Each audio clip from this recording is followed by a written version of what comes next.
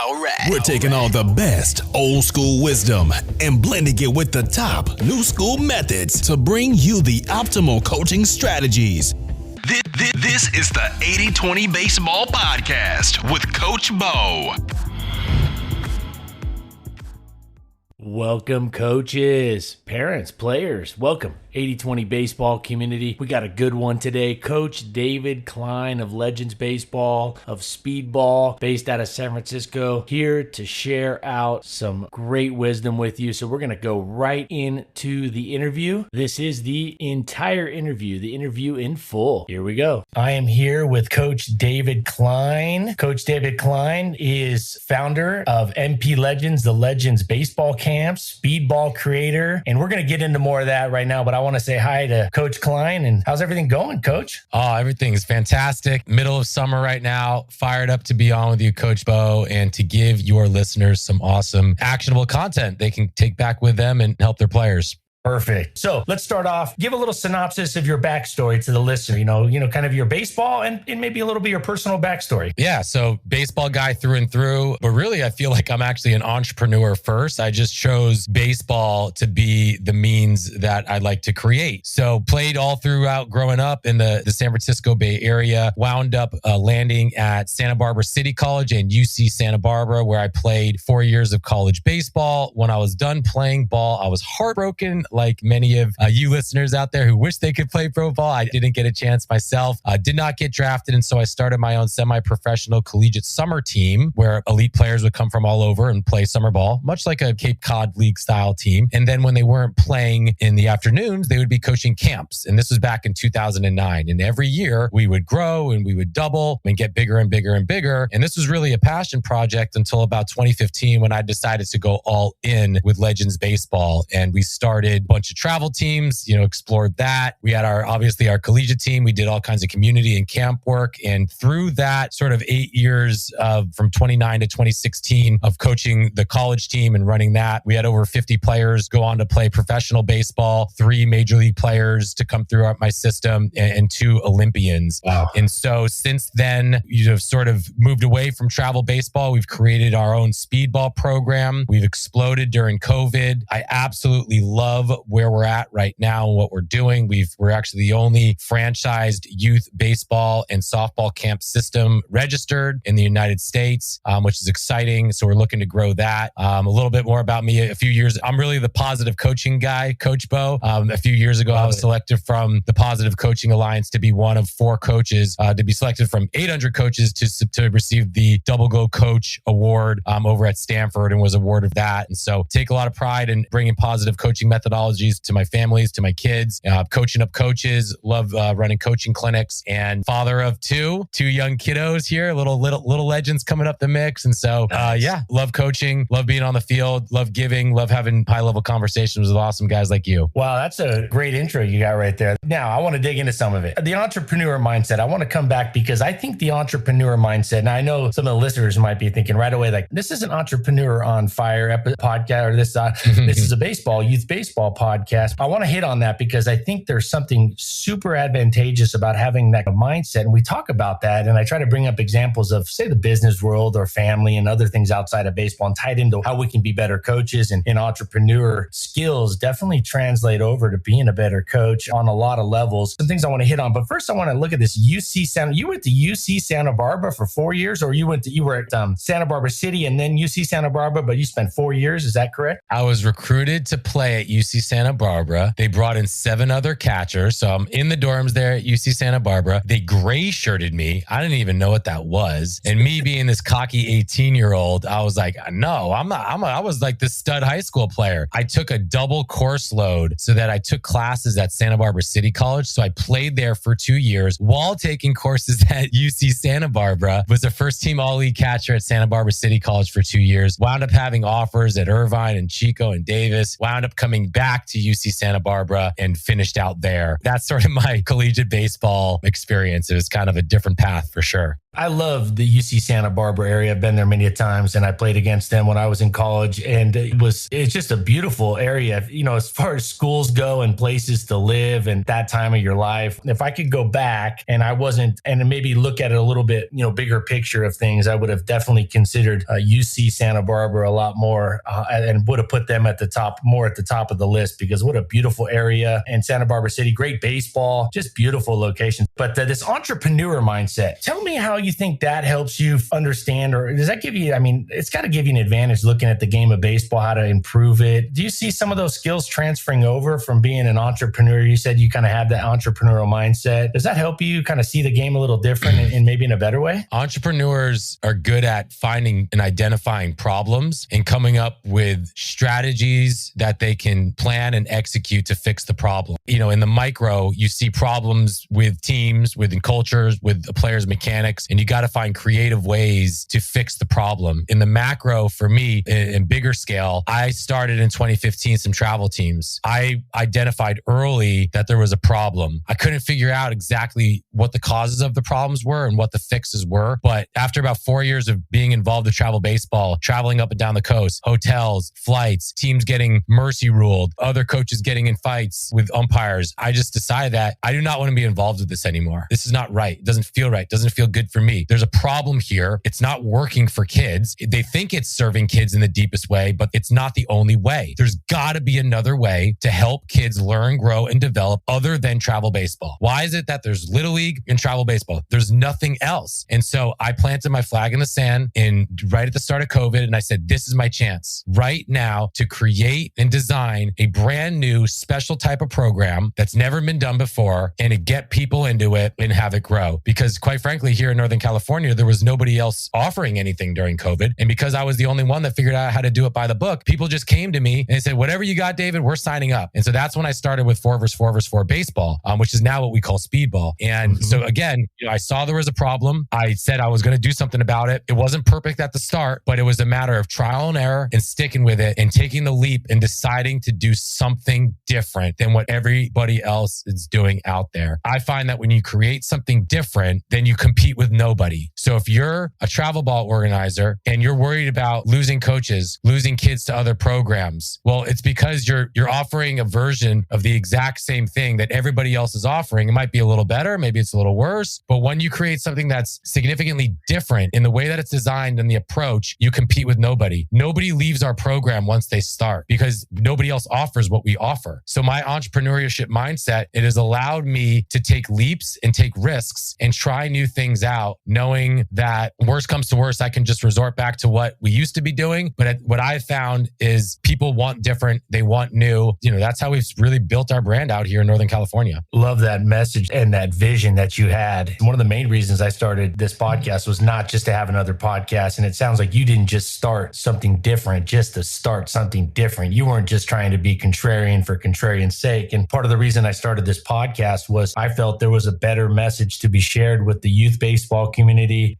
Sometimes I want to go into the advanced stuff and talk, little finite details that I hear on Fangraphs about major league pitchers. But I realized that there was such a need in youth baseball and the message could be a lot better. And so what you're doing, you've created this league, Speedball League, that is different, but it's different because you believe, and from what I understand, and I've dug into this a lot and I've been watching it and I've been looking at, I think you're onto something really, really phenomenal here. And I love what you're doing. And I believe you're doing something because you truly believe it's a better option for the baseball. It's just better for the baseball community. And that fires me up. It's not just to be different, but I love your attitude about, hey, I'm going to solve this issue, but it's also bold. I came on here and I get some messages from some of my coaching buddies like, hey, that approach, it sounds, that's not, they're kind of old school coaches and they're kind of stuck in the day. I'm not a big fan of bunting. I'm not against it. I love the drag bunt. Love me a drag bunt all day, every day when that third baseman's playing back or you got a pitcher on the mound, maybe a lefty, you got a pitcher that's not really athletic on the mound. I love me a drag bunt, but I'm not a big bunt because the numbers say as you get older in high school and above, when the defenses get a little bit better, the numbers aren't quite there to support it, but it's not to be different. It's just because I see the evidence and I'd rather,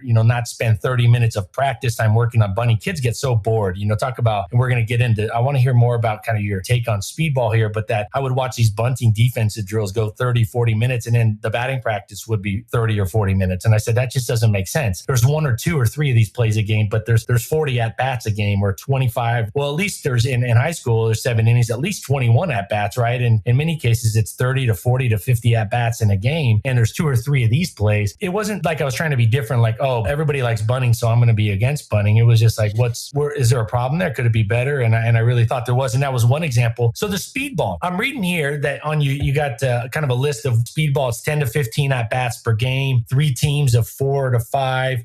You're saying not sit in the bench, play every position, attainable home run fences. I like that one. Tell me a little bit more about Speedball and how this is, how it's better than, or a better option in a lot of ways than just your traditional kind of youth baseball game. So when we began designing the Speedball program, I sat there with my coaches and I even called in some parents, and we analyzed everything that was poorly done or bad, for lack of a better term, with youth baseball. Slow transitions in between innings, no parity, no home run lines, no music at games, no parent communication, jerseys not that cool, pregame prep really poor, yada, yada, yada, yada. And then we looked at all of the things that made baseball more fun. Music at game, ice creams after games, high-level practices, prizes, awards, attainable home run lines, smaller rosters, more at-bats, all that stuff. And we eliminated and reduced anything that made baseball less fun. And we doubled down on anything that made baseball more fun. And we basically said, forget all the rules that you're used to. Okay, we're going to recreate baseball. And I'm a traditionalist, Bo. I truly am. And if the kids of today were absolutely obsessed with baseball at the rate that maybe they used to be, then we maybe wouldn't have to touch it. But unfortunately, they're not. And kids aren't watching baseball, and they're not practicing on their own time out in the streets as much as they used to. And so for me, Speedball, what we have seen, is not meant to replace travel ball, replace Little League. It's a new and novel, creative and exciting option to help kids get engaged and fall in love with the game of baseball in a way that's more fun, exciting, fast-paced, and most importantly, it's super developmental. Does that all make sense? And I can get into the weeds a little bit about how we create and execute the program, but from an approach standpoint, like that's how we began mapping the experience and creating it. You're trying to take something and make it more fun, but what you said there was very interesting towards the end was you're also trying to, it's also something that you believe is more developmental. It increases the development of the baseball skills of players faster. I couldn't agree more, because I think as I started looking at baseball to see how it could be coached better, it was almost like, wait, I would make something a little bit better here and I realized the kids had more fun. Or I would make something more fun. I realized it was increasing the quality reps here. It went hand in hand. I mean, is that what you're hearing or you're seeing? The only thing that we should be solving for at the age of, let's just say 11 or 12 years old and below for youth athletes, period, across all sports, is ensuring that they fall in love with the game, period. If they fall in love with the game and they truly love it, they will eventually put in the focus and dedication necessary to develop real baseball skills. If mommy and daddy are pushing the kid into the sport, forcing them to do lessons and go to the game, they're never, ever, ever going to commit themselves in the way that they need to actually get good at it. If they love the game, they're going to start to focus. If they love the game, they're going to want to get better at it. They're going to start to take instruction. The goal is to get the kids to like pass Little League, still loving the game of baseball, but we get very backwards with it. And we think it's got to be all drills and develop. No, you can have fun first. And if you create the fun atmosphere in the environment in the right way and make it engaging, the kids will get better while they are having fun. So for me, fun is development. If they're having fun, they're developing because they're developing a love of the game. And if they love the game, they love the game of baseball, they're eventually going to get better at it because they're going to be playing it more often and playing it harder. And so for me, fun, it's all about fun. And at the same time, we've realized that, with fun, like it's a lot more fun when you're getting 10 to 15 at bats a game. Is it fun standing out in right field for 3 innings a game like what we have in Little League? In Speedball, everybody plays every position every game. Everybody gets 10 to 15 at bats a game. Everybody gets a ton of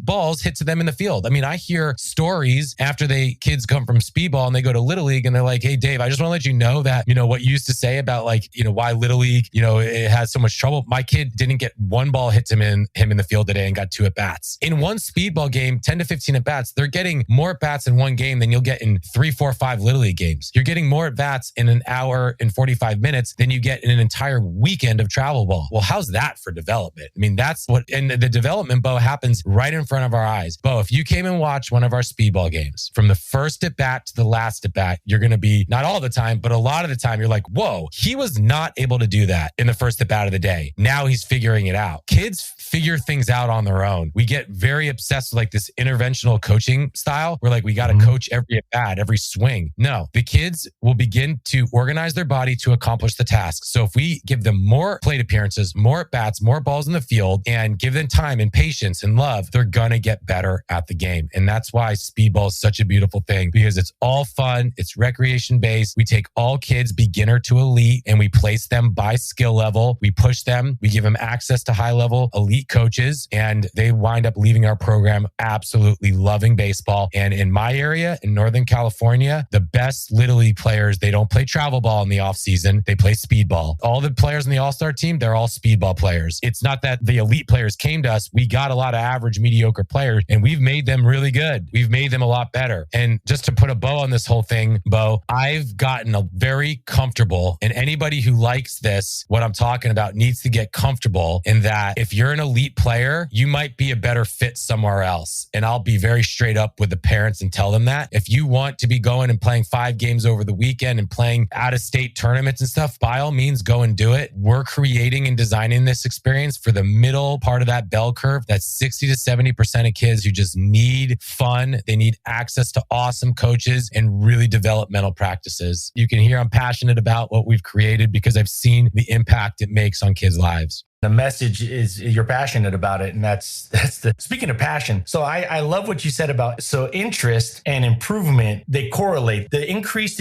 of interest in it or the fun. But if the players have more interest in going to the game, of showing up, of playing, the improvement will go with it. And I love your message of focus on making it fun, and the improvement of the skills, the development of the players' abilities and things will come along with it. And maybe not parallel in all cases. Maybe they'll have a breakthrough with a skill or whatever, but they'll figure things out. But as long as they're interested and as long as they're having fun, you have a chance. I remember coaching years ago, and I was sitting there and I said, "Hey, who's that kid over there?" We were out there practicing, and I was talking with some of the parents and coaches. I said, "Hey, who's that kid over there?" I saw him pick up a ball and chuck a ball, and I said, "He's about the same age as the kids." And he kept saying hi to some of my players. This was a 14U team. And and one of the parents says, "Oh, that's Johnny. He's the best player of the group." And I said, "What do you mean he's the best player of the group? What do you mean? I haven't seen him out here all year." He goes, "Oh, he doesn't play anymore. He quit. He got burned out when he was 12. Now he skateboards." And I said, "Oh man, he was left-handed, big kid, threw really well." And I said, "That's a bummer. Nice kid too. He was burnt out." There's something that's interesting about the Speedball that really caught my eye, because I watched this documentary a couple years back. And so for those listeners, we have to learn from other areas. The entrepreneur mindset has helped you build something that I really am fascinated with. I don't think a lot of coaches are entrepreneurial. I definitely in the education world, I'd like to see teachers take that a little more of that path a little bit more with their, how they teach and their pedagogy. But I remember seeing this documentary, must have been 4 or 5 years ago. It was either Lionel Messi or Neymar.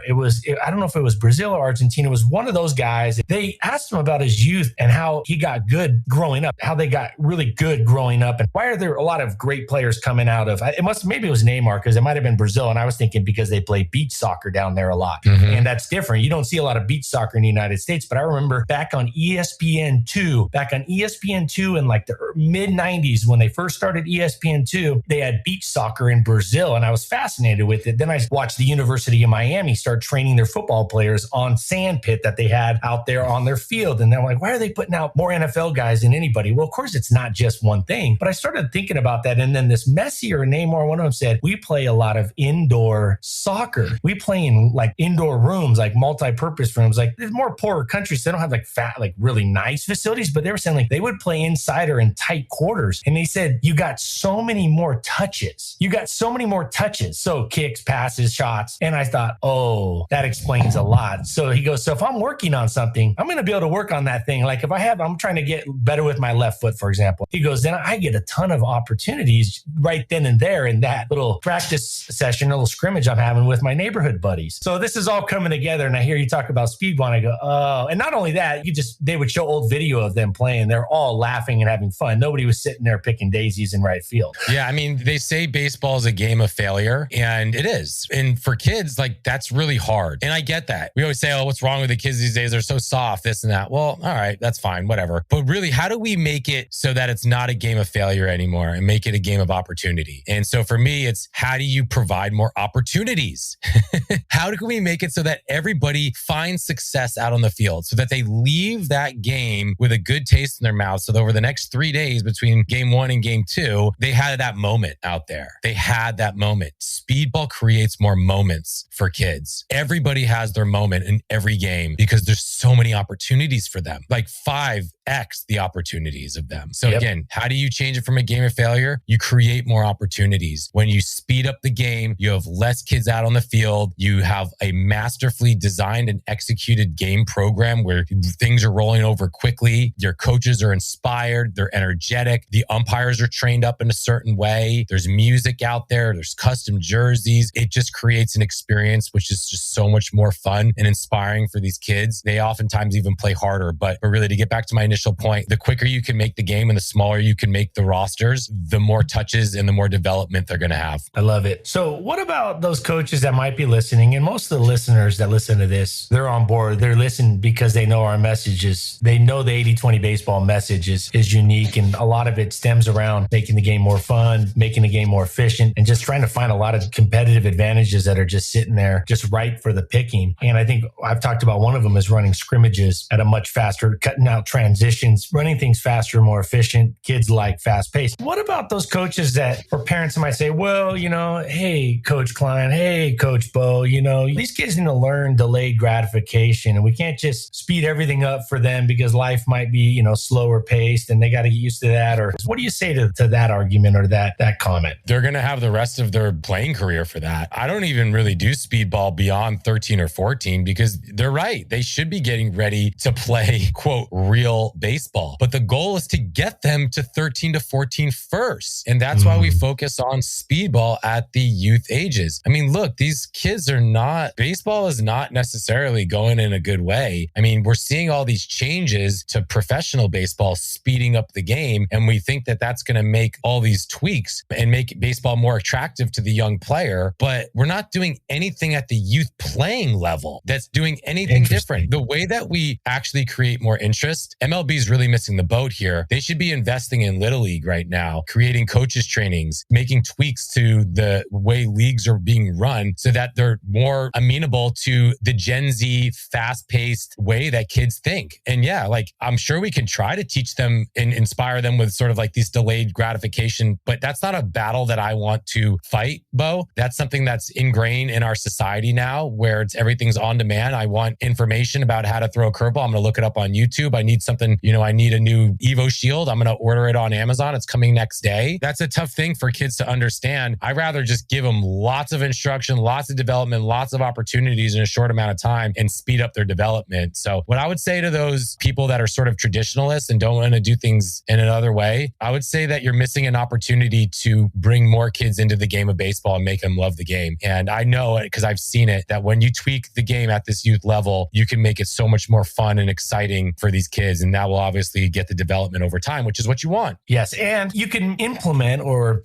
kind of almost embed delayed gratification practice outside of the game. It could be like, hey, take your kids camping for the weekend. All right. To get off the technology and go camping with just the basic essentials where they have to just listen to the trees and listen to the breeze through the trees or just sit around the campfire and talk to the family for 3 hours. I'm on your side. I just wanted to kind of play that kind of like, what about those people that say this? I think that if the kids don't make it to 12, 13, how can we use this great game of baseball, which is what I believe is one of the best vehicles in a way to get kids prepared for life in a fun way, in an enjoyable way, but really gets them ready for being an adult in life. If they quit at 12, like the kid, what about all that lost opportunity that now his parents have? They can't use baseball at all for him. He doesn't have he's not going to play in high school. I agree with you 100% on, make it fun so they stick with it. And I just think as a tip to the listeners, you can get them off their phones or get them, outside a little more, or go for a walk with them where it's a little quieter and get some of that, or delay gratification with something like my daughter asked for a little Barbie boat the other day. And I said, all right, here's the deal. You get it in a month. So I think there's other ways to do that.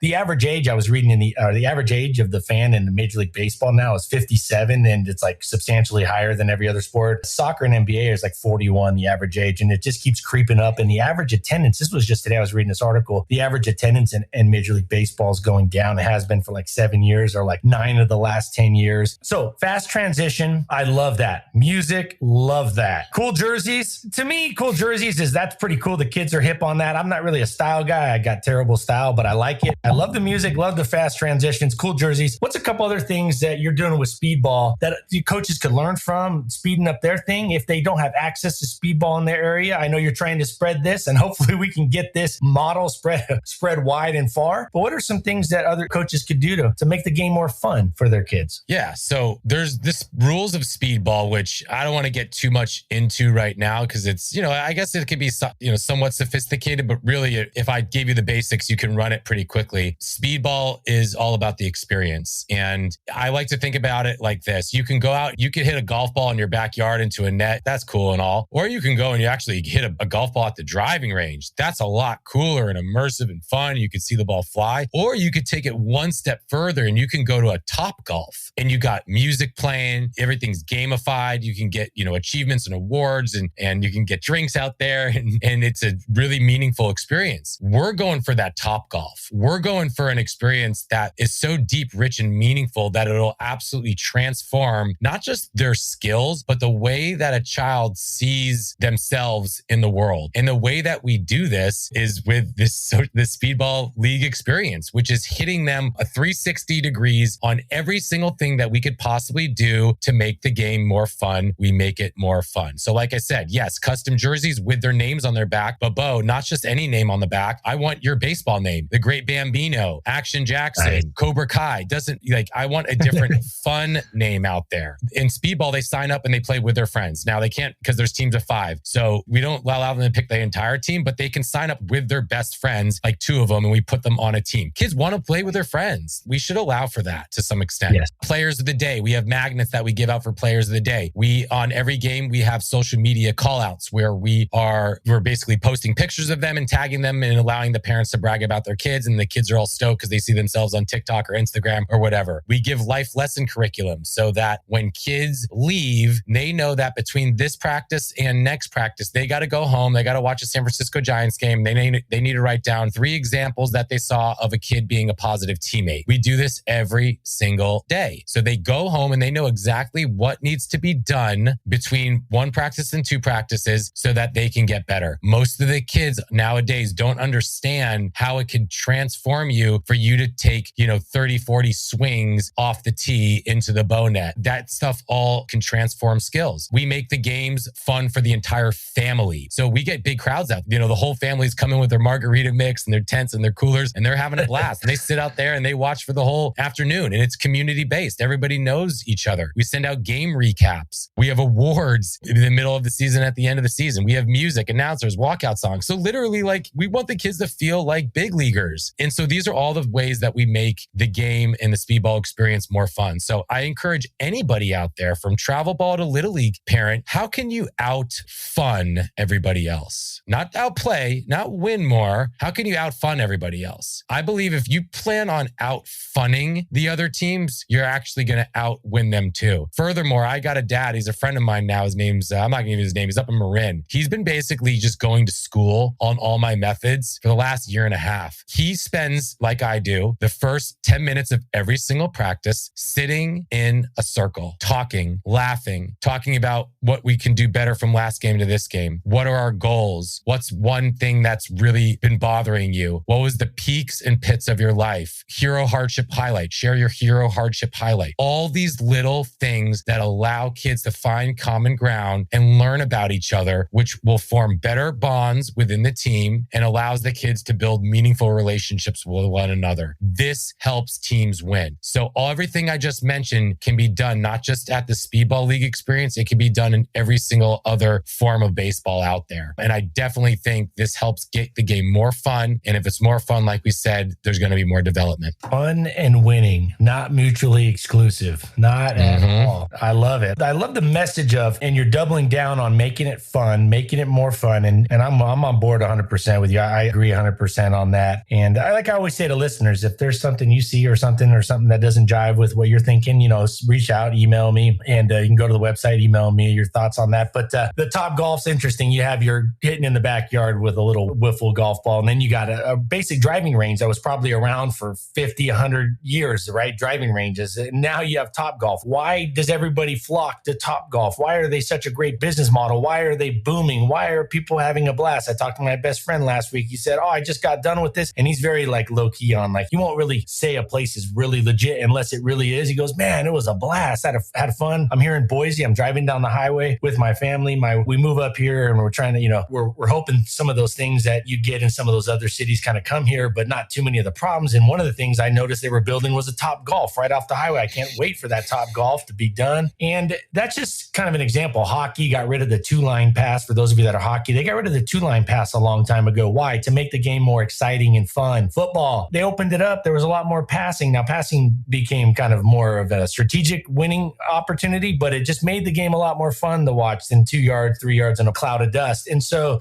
all the sports that really are grasping, trying to make it more fun, not just on the higher levels, but the lower levels. I love your idea of taking it down into the youth. This is where it starts, youth baseball. Can I give you one thought on that? Yeah. People nowadays, and parents in particular for their kids, and just people in general, they want to spend money on experiences. They don't just want to look for goods or services like how it's been for many years. We are now in what I like to think about as the experience economy. Think about it like this. There's commodities. Like, let's just think about like a coffee bean, for instance. You have a coffee bean, right? And for many years, all we had was these like goods and these commodities, things that we would extract from the earth, like oil and coffee beans. That, those are maybe a coffee bean or an old bag of coffee beans is worth a few pennies. But then you maybe grind it up, you roast it, you put it in a bag. Well, you can charge a little bit more for it. Maybe like, 50 cents to $1 for, a bag of grounded up beans. Or you can go to like a bodega and they could serve it for you and you spend maybe $1.50 on a cup of coffee. Okay, so that's a service. But then you could think about like a Starbucks. Okay, why can a Starbucks for that same thing of coffee, that same, bag of coffee, charge $2.50, $3 for something that costs them just a few pennies? Well, it's because of the experience. You have the big cushy couch and you have the music and you have the coffee smell and you got the free newspapers. That's what people are looking for. They're looking to spend their money on experiences. It's the same reason why parents, who don't have the money to do it will spend every dime they have to go to Disneyland every year, even though it's above their price range, because people want experiences. My belief is that those teams and programs out there that create a truly meaningful experience and not a coaching service, which is but 98% of travel ball providers out there do a version of more or less the same thing. You provide a coaching service. Maybe you're a little bit better than the other 4 guys in town, but you're still just offering a coaching service that you practice once or twice during the week. You go play in tournaments in the weekend. It's pretty boring. If you focus on creating a rich and meaningful experience, you can transform a child's life. That's what parents want to spend their money on. That's what people want to spend their money on. Think about the overall experience of making it fun first, because that's where the world is going. The experience, that's huge. What we should be, what you're saying to the listener, the coaches and the parents out there is our first priority is to give our kids, our players a fun experience. Now, it's not, the first thing shouldn't be to run and watch every Ted Williams or Tony Gwynn hitting skills swing video. We should probably be spending more time up front learning how to, and a great place to start is to go check out the Speedball and how you're running that, or contact you and pick your brain on this and just how to create the experience. Because when I'm looking at this on your, you're bulleted out with the baseball bullets on your pinned tweet. It's you have 6 things bulleted out. None of them say like, we're teaching this type of pitching delivery, or we guarantee, your pitcher throws 100 miles an hour, or this is our swing philosophy. Everything listed here is about making the experience more fun. Exactly. And to me, and what I'm trying to do is tie it here as we kind of wrap things up. I'm trying to tie it to the listener. Like, okay, you sit down as a new coach or an experienced coach for next year, or for maybe the next practice, you should look at first, what are things to make the game more fun, not necessarily, how to teach a better double play turn, how to make the experience more fun first. I'm not saying, and I know you'd agree, it's like, we're not trying to neglect that skill development and developmental part, but we want to make it a fun experience first. I talk about dodgeball. I say, take out some of those gator balls, go out to the batting cages. If you got a couple batting cages, you can run some 2-on-2 in there in the batting cages. Nobody likes to chase a dodgeball. So I always try to do it in an enclosed area, or find a local gym you can get some time in and do the dodgeball with the little gator balls, those little 8-inch gator balls, kind of foam balls. I said, go do that. And I said, what, the kids will have a blast. They'll get some conditioning out of it. They're going to be pretty gassed after, but they're also going to learn. They're going to have fun. Oh, and as a byproduct, they're going to be more accurate with their throws. Have you ever tried to dodge a dodgeball coming at you and make a throw from a funky angle as you're kind of moving in and out and trying to hit a guy that's moving, 50 feet away? the positive coaching, I want to kind of dive in real quick as we wrap this up here. You mentioned earlier positive coaching. So we set up a better experience. We have more fun. What's a tip or two you'd like to share with youth coaches to be a more positive coach? What is something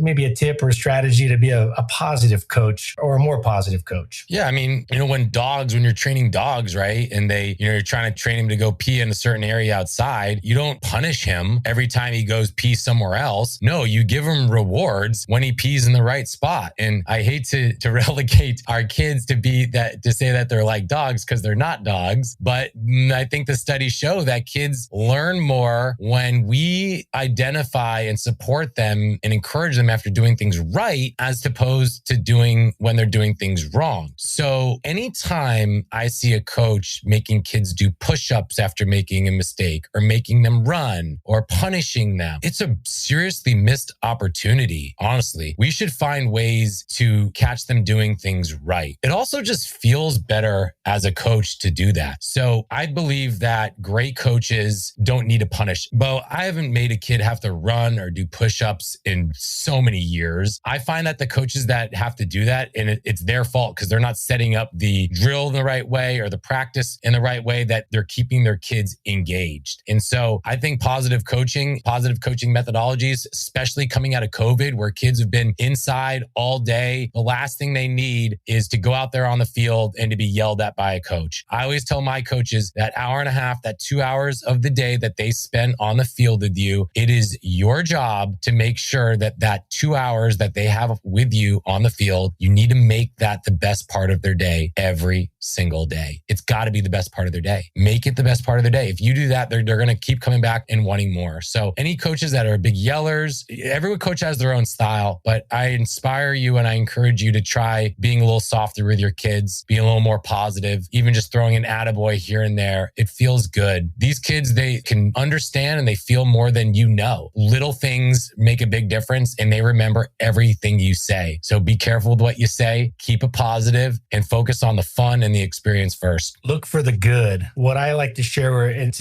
kind of just a different way of saying exactly what you're saying, is look for the good. Look to give praise. Look for your players doing well. Now, I do share with the listeners, I don't like kids running. I do share a bear crawl. I use the bear crawl in one situation with players, and I recommend coaches use a bear crawl. And I like the bear crawl because it's different than running. It doesn't feel like a baseball move or a sports move, and it's not easy. And in about 60 seconds, you've sent a message. The kids are burnt out. I've used this for years, but it's only, coaches, I only use it in situations where there was a lack of hustle, where there was a very, very discernible lack of hustle, or a very disrespectful kind of teammate-like thing that happens. I never do it for errors. I never do it for strikeouts. I never do it for making a bad throw. I don't do it for that.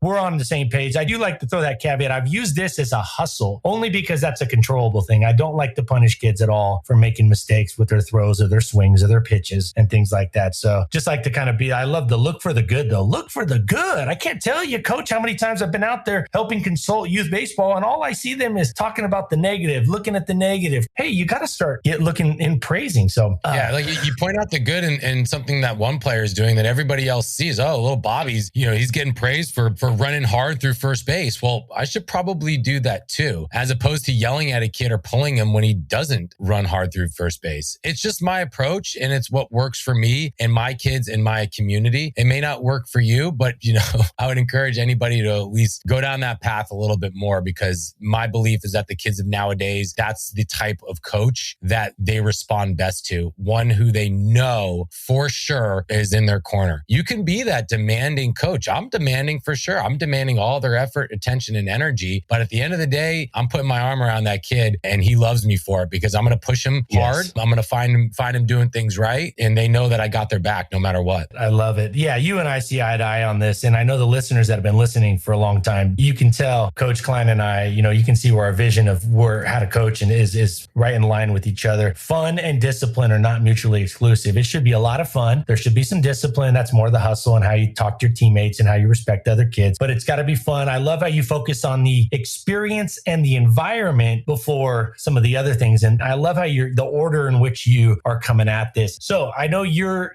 pressed for time. I know you have somebody a meeting to get to, but I did want to give a shout out, and I'm going to add to the end of this interview. I'll add to the beginning and the end a little more of a kind of a background and how to get a hold of you or how to reach out to you or where they can find you. I know they can follow you at Coach David Klein, Klein, Coach David Klein on Twitter. We didn't even get into your Legends baseball camps, which tell you what, that intrigues me a lot. Maybe you could come back on. Maybe we could have you on down the road and you could talk about your Legends baseball camp, because to me, that's, I think you're onto something big there. And I know that's a little bit different than the Speedball, but similar, but different. How else can they follow you or reach out to you? Or Yeah, I appreciate that, Bo. You can check out our site at legendsbaseballcamps.com. We are selling franchises right now. We're the only registered baseball and softball, youth baseball and softball specifically camp provider in the United States. We're looking to bring our program, which we think is transformational for so many kids. We're looking to really bring it anywhere. So check that out. We're primarily focusing on West Coast right now, but we're looking for whatever communities that need us. And we're looking for good operators, people that love kids, love baseball. You can reach out to me or my team at help@legendsbaseballcamps.com. That'll hit my email and my team's. Yeah, my Legends baseball, the camps, you can, we have a collegiate team. It's just on Twitter at MP Legends. And we got camps, baseball and softball, all over the Bay Area. We're also on Instagram as well. So check us out there. And then TikTok. We're firing up TikTok. We got like 50,000 plus followers out there. And the content that I focus on TikTok and a lot of my Instagram reels is just actionable coaching drills and ways to think about coaching and delivering coaching drills in a way that's oftentimes somewhat different than what you might be used to. So those are some good places to try me out. But I love connecting with people out there. So if anyone, this sparked a fire in any of you guys, I'd love to hear from you. Definitely. And I'll put all this information, all the contact, the website, I'll put that in the show notes. When I hear your passion and I hear you say the word, you're coming at it differently, that you have me hooked right there. When I hear your passion about it, and then I know you're coming from a different angle, not just to be different, but to be better. You got me hooked on this. I'm fired up, and I'm definitely going to be following up with you on this and see about trying to get Speedball here in Boise. I'll tell you what, there's a lot of baseball up here in Boise and a lot of places that could use better youth baseball. Everywhere could use better